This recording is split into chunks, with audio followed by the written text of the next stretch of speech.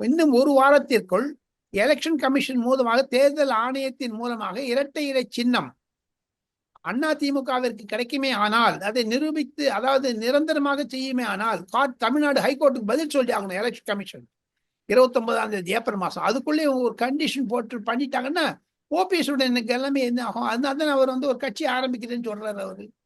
அவர் கட்சி ஆரம்பிச்சிட்டாருனாலே எடப்பாடி பழனிசாமி நல்லது தானே. அவங்க ஏன் திருப்பி கூட்டணியில் வரக்கூடாது? இருக்குல்ல.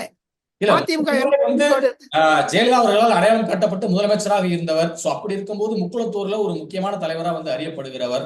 சோ அப்படி இருக்கும்போது அதிமுக அவர்களால் இணைந்தாதானே ஒரு பலமான அதிமுகவை இது இருக்க முடியும். இணைவாரால ஓட்டு வந்துரும்ல. அவர் திருப்பி என்டிஏ உள்ள கொண்டாங்கன்னு அவரை எங்க ஒன்னே ஒண்ணு சொல்றேன். கருணாநிதியை ஏக்க வச்சனத்தில் திட்டியவர் வைகோ. அவரு அங்க உட்கார்ந்து இருக்காரு. இப்ப அந்த வைகோவை அங்க கட்சியில சேர்ந்துருவேன்னு சொல்றாரு. துரை வைகோக்கு பதவி வாங்கி கொடுத்துட்டாரு. துரை வைகோ கட்சியிலே பிளவு வந்திருக்குது.